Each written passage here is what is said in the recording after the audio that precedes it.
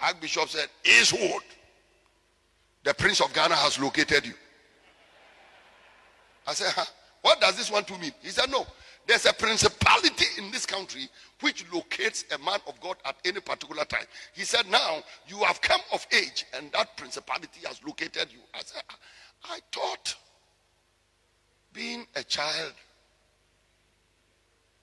at least the devil will have mercy to exempt me from kind of temptations and trials. But you know what, ladies and gentlemen, as you are growing in the spirit and growing in the things of God, there are battles you will fight.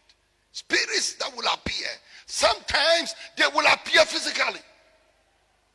I remember I was in London.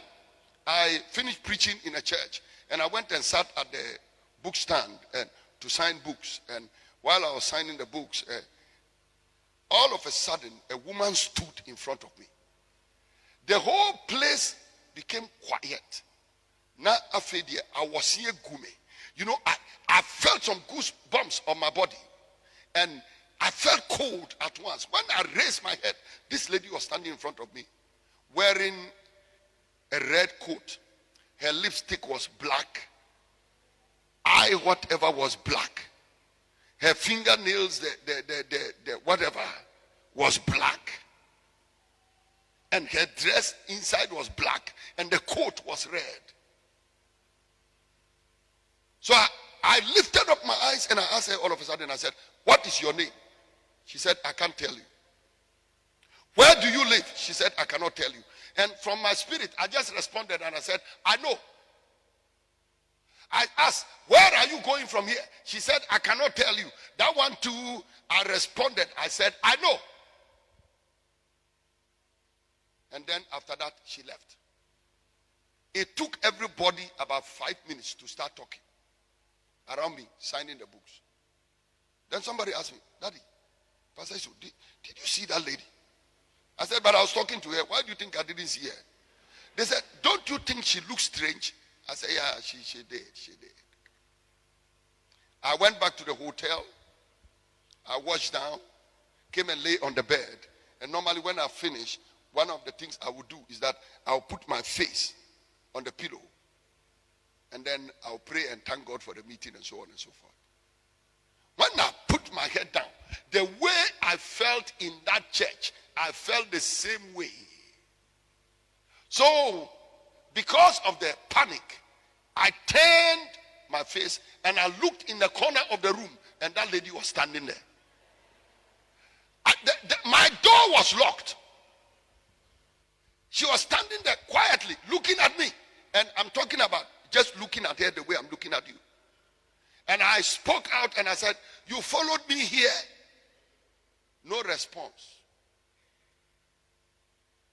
I said, so what do you want? No response. I said, you know what? I have finished preaching. I'm tired. I want to sleep. I'm going to sleep. When you are fed up, you can leave. And I turned around, put my pillow on my head and slept. When I woke up by 4 a.m., she had left. Now, but I'm telling you, there are many of you, if you see that thing, you will sleep. If you are not strong in the word, and you don't eat strong meat, and your senses are not exercised to discern good and evil,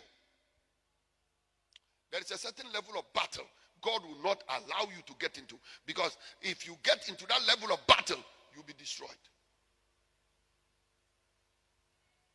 I remember one day I was traveling from Bogatanga to Accra, and we're driving and driving. All of a sudden, I don't know where this fog came from. No, you couldn't see this TV here. All of a sudden, bam! And I was with my spiritual mother and I think my wife in the car. And when the thing appeared like that,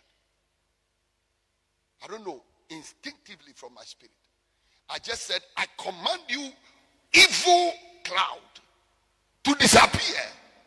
Instantly, before I finished saying what I was saying, the cloud lifted away from the front of the screen and the road. May the Lord help you, give you the capacity to fight with beasts.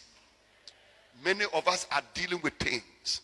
There are times you are dealing with dogs. Sometimes you are dealing with lions. Sometimes you are dealing with hawks. So, you know, many of the animals you see in your dreams and you see physically and you see coming at you, they are principalities and powers.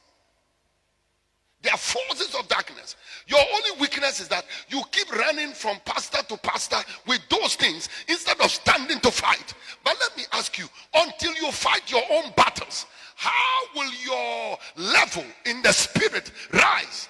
Those pastors, they fought things until they became who they were.